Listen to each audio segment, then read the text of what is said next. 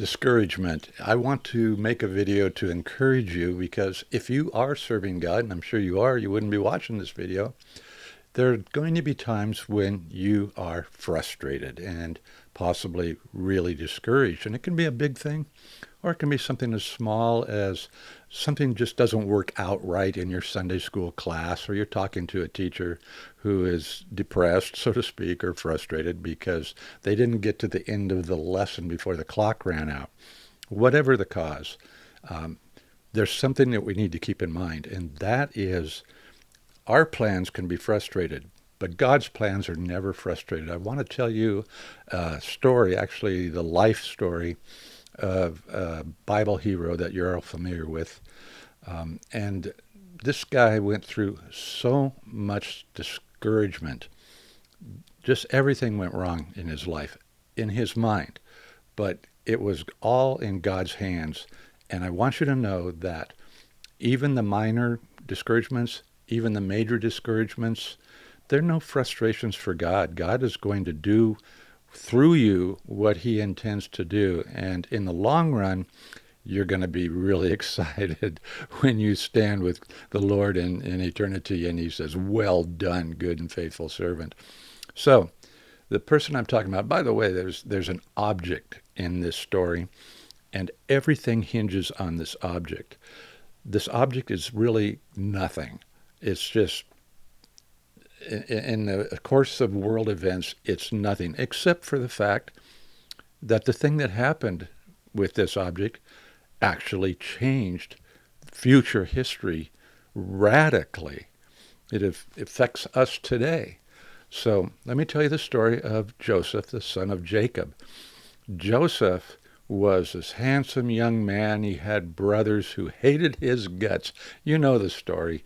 He would tell them, "I've had this dream, and you guys are going to someday be bowing down to me." And he's probably implying that you're going to be pledging your service to me. And he said the same thing to his mother and father, and it was horrifying. But his brothers decided, we really hate this guy, and they hated him even more because Jacob loved him more than he loved any of the other boys. And he symbolized that or showed that by making that coat of many colors that we talk about. Well, they decided that they were just simply going to murder Joseph. He came down to check out how they were doing as they were taking care of the flocks and whatnot. And they threw him into a cistern, a dry water well, and they left him there to die. Now, Reuben kind of had a change of heart, and he said, well, let's don't murder him. Let's sell him. Let's make some money. So there was a passing caravan, and the caravan was going down to Egypt. So they said, here's our brother. Take him down to Egypt and sell him as a slave. He was purchased by Potiphar, who was the chief of police serving Pharaoh. So there he is. He's discouraged. He thought he was going to die in the middle of nowhere in this hole in the ground. Then he's rescued. Oh boy. And then no, sold. He is sold as a slave. Here's this kid that had all these huge dreams of grandeur, and he thought they were from God, and yet the wheels came off. What happened, God? Have you abandoned me? Is probably what he was thinking somewhere along the line. He is bought by Potiphar, the chief of police, serving Pharaoh.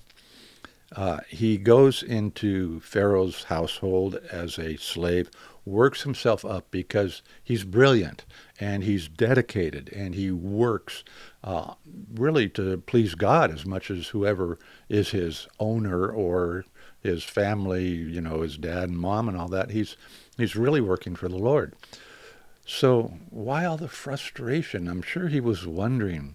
He had to be discouraged about so many of these things. So here he is. He works his way up. Potiphar loves the guy, puts him totally in charge of everything. The Bible says that the only thing Potiphar took care of was feeding the food. That was it. Everything else was handled by Joseph. So, and along comes Potiphar's wife, and she decides that she wants to take Joseph to bed, but he has First of all, he knows that that would displease God, and he has integrity. He's not going to do this horrible thing against Potiphar.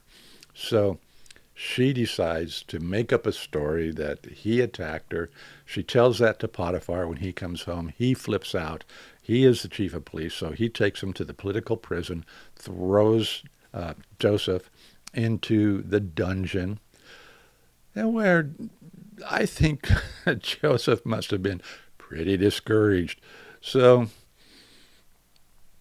he's in there for a while, and the jailer sees that this guy is great. He works with, what a manager, this guy. He puts him in charge of all the prisoners over a period of time.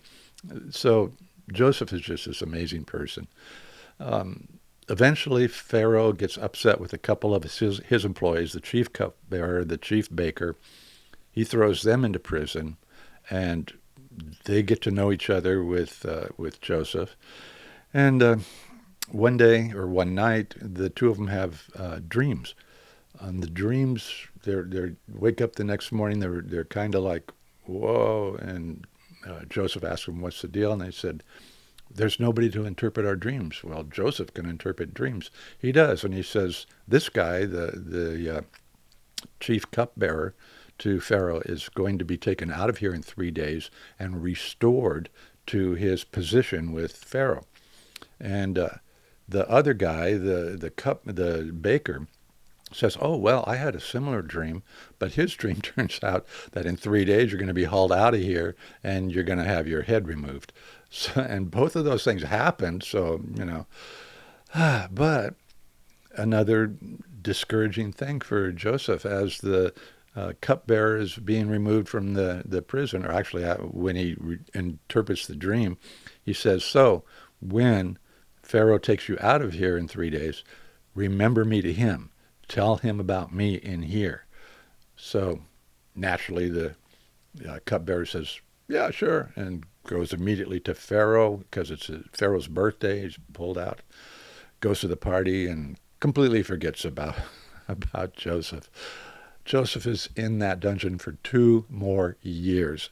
I don't know about you, but if it was me, I'd be going, "God, where are you? What happened? I thought you promised me this and that and the other thing, and it's not going the way I planned." It's about, well, nothing ever goes the way I plan, but luckily God's plans are never frustrated, right? Bear that in mind when you're going through tough times, or when you're counseling somebody who's going through tough times, even if it's just a teacher who says, "I had a terrible time in class this morning." Just encourage him by saying, "It doesn't matter. God's plans are being fulfilled because of your service." So, as you know, eventually he becomes a national hero in Egypt because he has predicted to Pharaoh that there will be 7 years of plenty.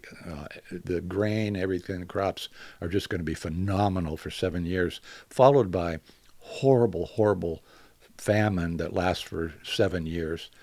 Pharaoh says, "Hey man, you're in charge." Makes him second to the king.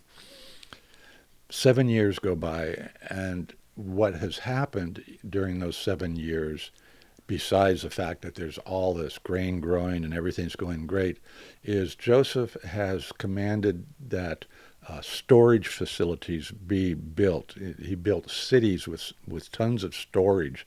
They still exist, some of them. And he started taxing the people, their grain. They had to pay a percentage of the grain that they grew to Pharaoh. 7 years go by, huge famine, and the people come to Joseph and say, "We need some grain." He didn't give it to them. He sold it to them on behalf of Pharaoh. So after a while, Pharaoh is just rolling in money. He's totally wealthy. He must have loved Joseph. And then the people ran out of money. So what they start doing then is bringing their livestock and trading it for the grain. So Pharaoh ends up owning all the livestock in Egypt. He had to be thrilled about that. Well, then they ran out of livestock. So what do? They start trading their land for all that grain. It just cracks me up. Do you know that at that time, for the first time ever, the Pharaoh of Egypt owned Egypt? He became, this guy is in control. He's in charge. Nobody owns anything in Egypt anymore. The Pharaoh does. And it's all because of Joseph. So you know the rest of the story. Eventually Jacob and the boys come down. They meet. Pharaoh loves them, gives them a big piece of property because now he's got lots to give. And from there on, the Hebrew nation starts to grow. 400 years later, Moses takes them out of slavery into the promised land. That promised land, the Jews, they were called Israelites by that time. Before that, they were Hebrews. The Jewish nation grows. Israel grows. And then Jesus comes. And after Jesus comes, Christianity starts to spread like wildfire. And it changes the world. And that object that changed the world really wasn't the object that changed it. It was God that changed it. But he used this object, and that is the cistern. That's where the family and Joseph split off in two different directions. If that hadn't happened, then history as we know it would be completely different. That splitting off was God saying, Joseph, I'm taking you on a new direction that is going to do, well, he didn't even say it to Joseph. Joseph couldn't possibly have known what was going to happen down through history. And then we can't possibly know what's going to happen, even with those little discouraging things that happen. They're in God's hands, and we don't know what could become of them. That's my message to you. I hope you'll be encouraged, knowing that even in the midst of discouragement, it doesn't frustrate God.